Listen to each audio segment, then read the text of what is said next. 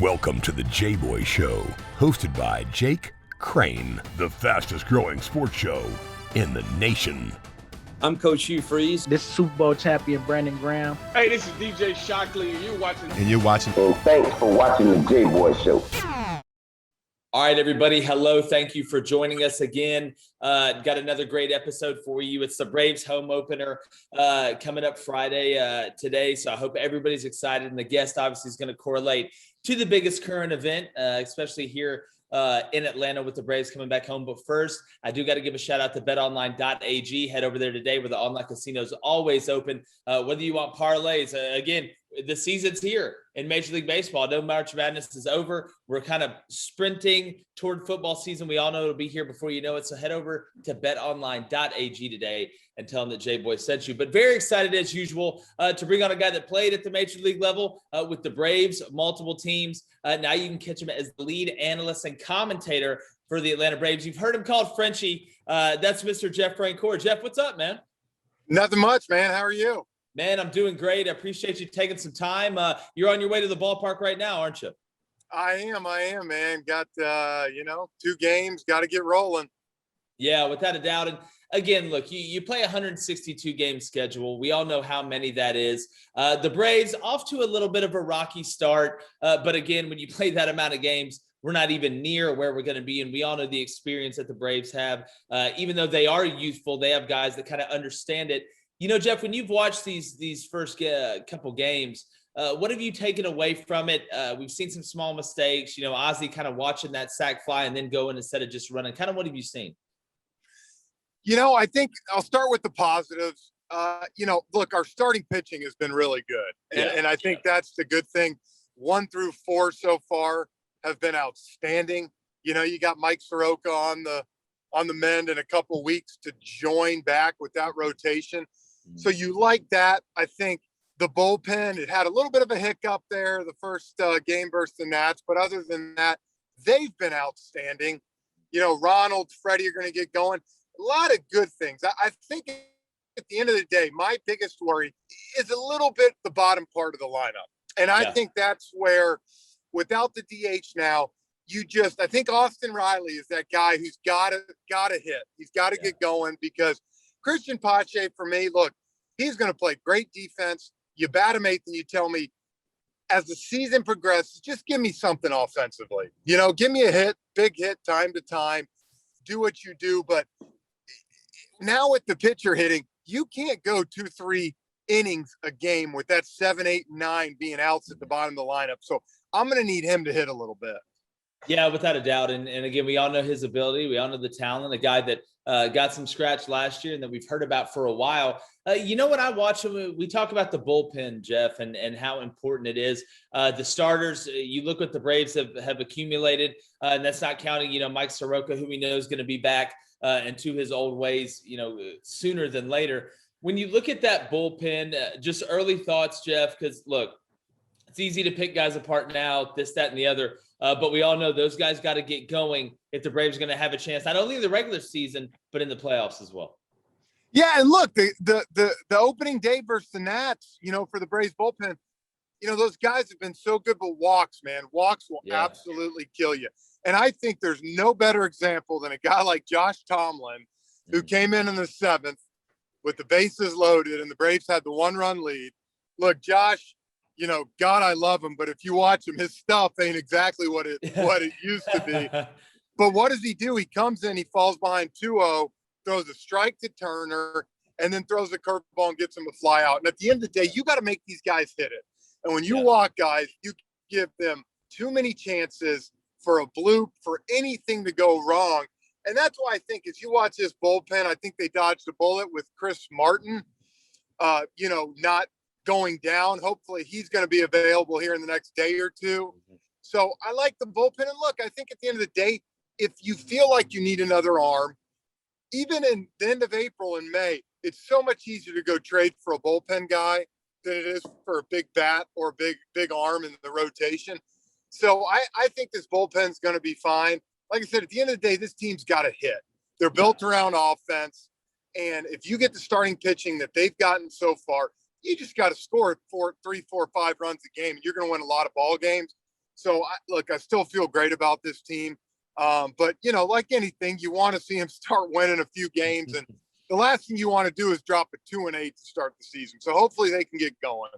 Yeah, without a doubt. And you know, at least this year, you know, you're looking at the full allotment of games. So if you do start off bad, which you never want to start off bad, there's some time to come back. But, you know, Jeff, you're exactly right. The bottom of the lineup has to, and again, it's not going up there and hitting, you know, 3 home runs a game. It's being able to get that big hit during the game, being able to drive in the run, hell, being able to get the sack fly, moving the runner over to third.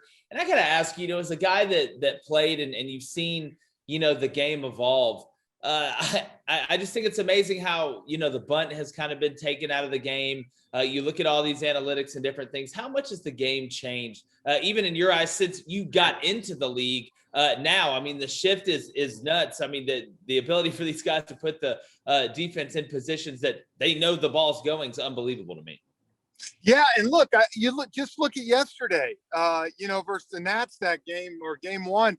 You know, Christian Pache all of a sudden drops down a bunt, makes it first and second. Sandoval is a great walk, and then you end up getting a chopper for Acuna for an RBI. And so my point is, you know, that's got to happen again. If you don't have the ability of Freddie and Ronald and those guys to just leave the arc, you know, Ozzie, I'd love to see Ozzie slap bunt sometimes. No doubt. And do some things. I mean, with their speed and the shift they're going on, it's an easy way to get on base. And so, look, I think they got to go in. And then I truly do believe with Austin Riley, he's got to get back to attacking the fastball. You know, I need him to hit 30 to 35. And if you hit 230, I'm okay with it. I don't need him to hit 280, but I need him to get back to driving the ball. And I think after that first year, he got so cognizant of swinging at the sliders low and away and missing the ball that he misses his strength right now, which is hitting fastballs.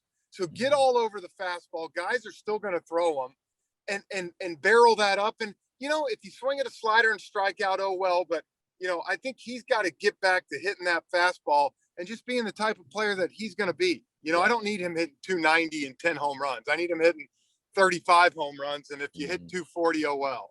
Yeah, and he's got unbelievable power. I mean, we saw, you know, flashes of that last year, you know, to both sides of the field. But, you know, Jeff, you're a guy that's been in that box at this level. How easy is it? Because we know how mental baseball is. It's way more mental than it is physical. How easy is it, especially for a young guy coming up there, to really overthink it, to, you know, kind of get away from what their identity is?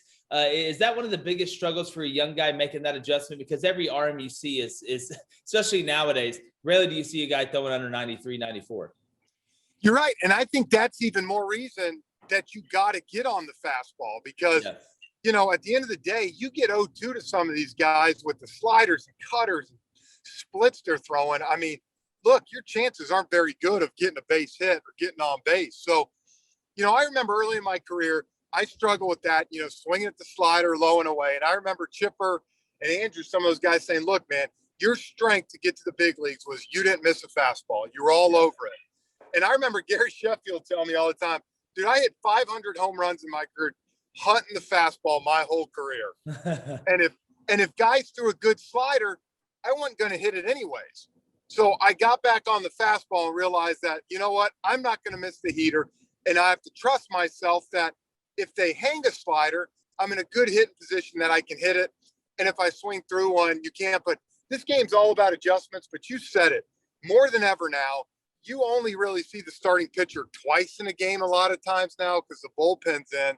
So you got to be ready for velocity, and you got to be ready first pitch to come out swinging. Yeah, and if there's one thing I know in this world, it's that Gary Sheffield never got cheated at the plate. Never did I see him, you know, swing. He was hunting it, and when he caught it, oh boy, did he caught it, but catch it. But, you know, Jeff, you just dropped some names there. What was it like, you know, being a young guy, being able to get advice from Chipper Jones, my favorite baseball player in the history of the world, a guy that I used to love watch playing. But what was it like being able to take advice from a Chipper Jones, from an Andrew Jones, from a Gary Sheffield, from some of these guys that, you know, are absolute legends in the game, especially in Atlanta? Well, and I soaked it up. And that's what, you know, I think so much of the game now, Jake, has gotten mental where guys are have their own personal hitting coaches and this and that. And look, nothing against hitting coaches. There's some great hitting coaches. But I'll trust a guy like Chipper Jones and Andrew Jones, you know, a lot. And I think at the end of the day, these guys need to listen. You know, if I'm Austin Riley and if I'm these guys, I'm listening to Freddie Freeman. I'm listening to him tell me. I thought the best version of that was last year. We saw Travis d'Arnaud won a Silver Slugger, had his best year yet. And I remember he hit a walk-off ball to right field. And Travis was a pull hitter, man. He was strictly pull all the time.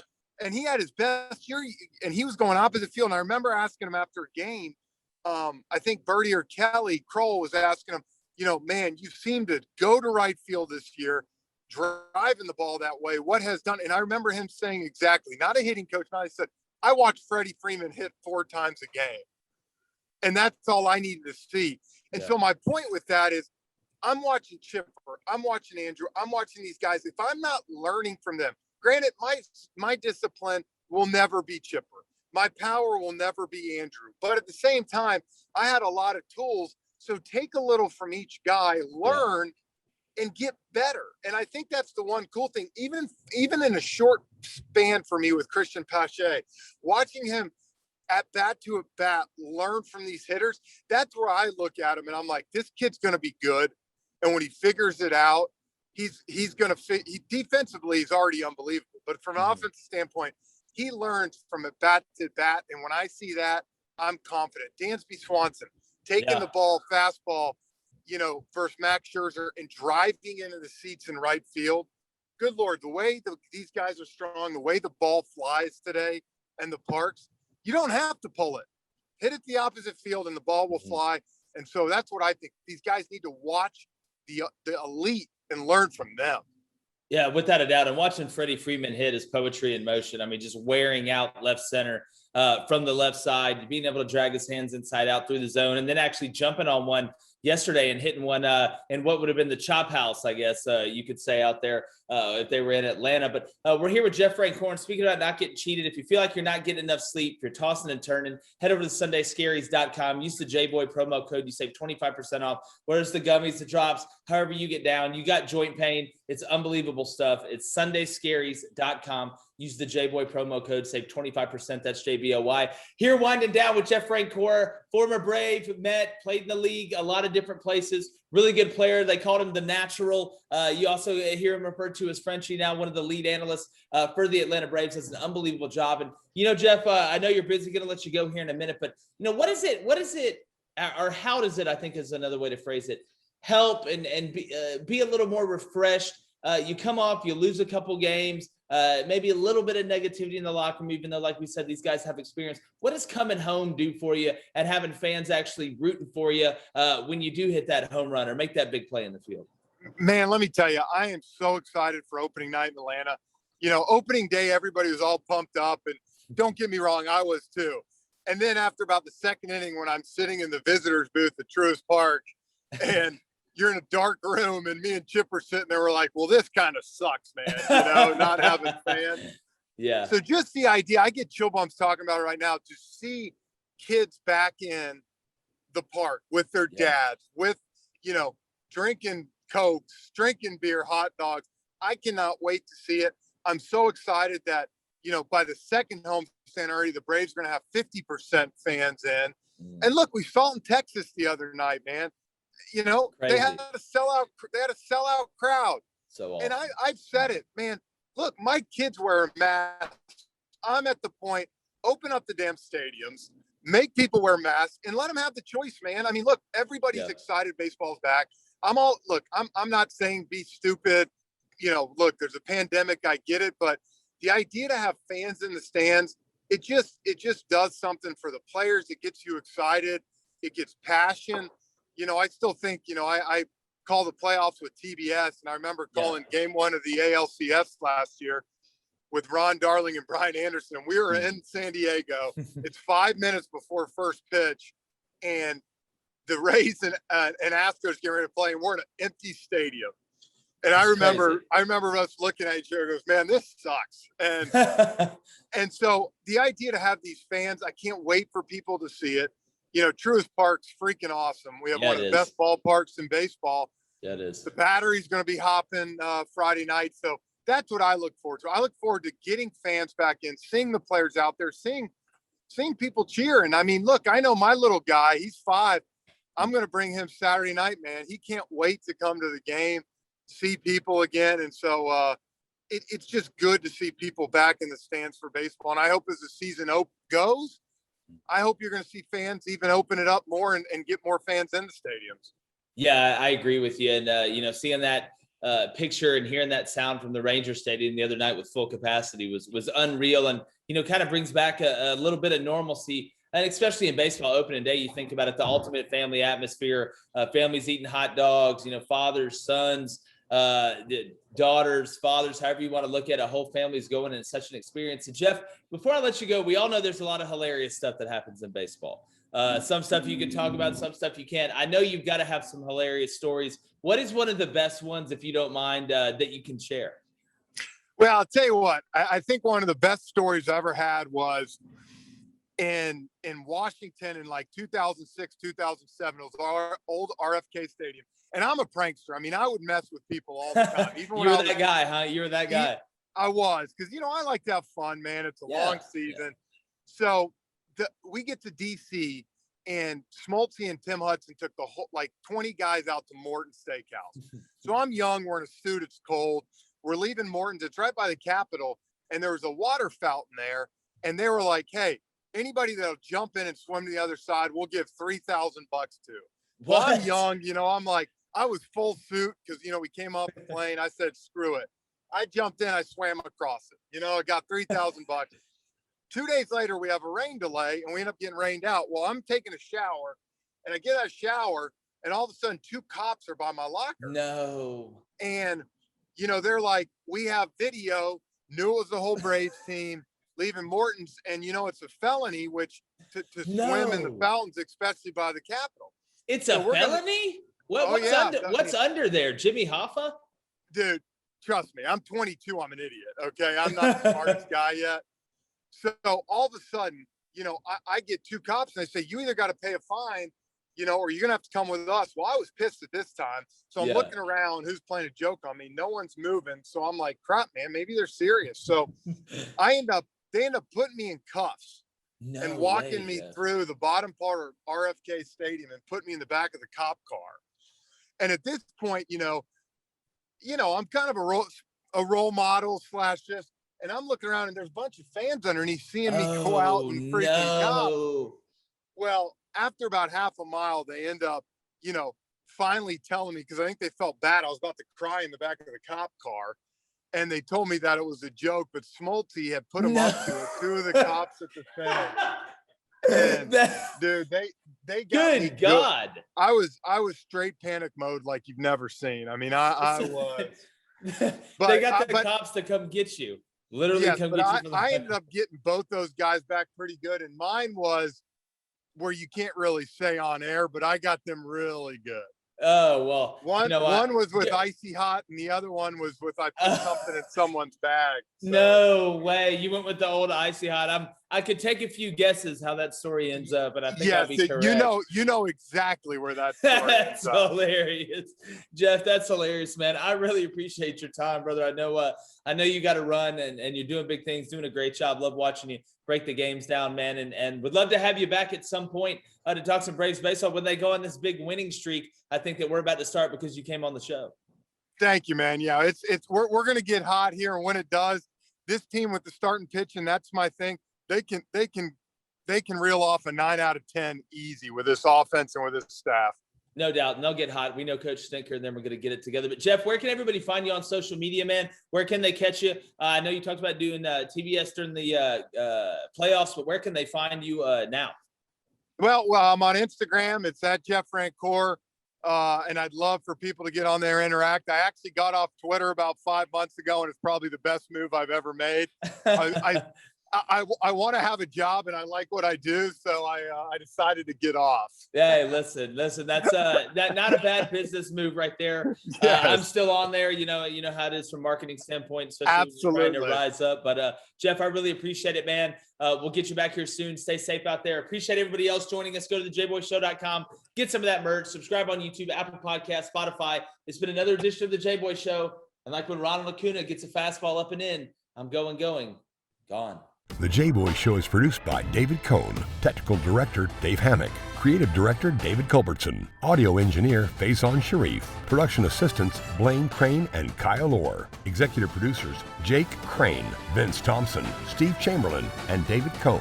Please subscribe to our YouTube channel and visit our website, thejboyshow.com, for updates regarding our newest apparel and merch designs. Win the water cooler with the Jboy Show.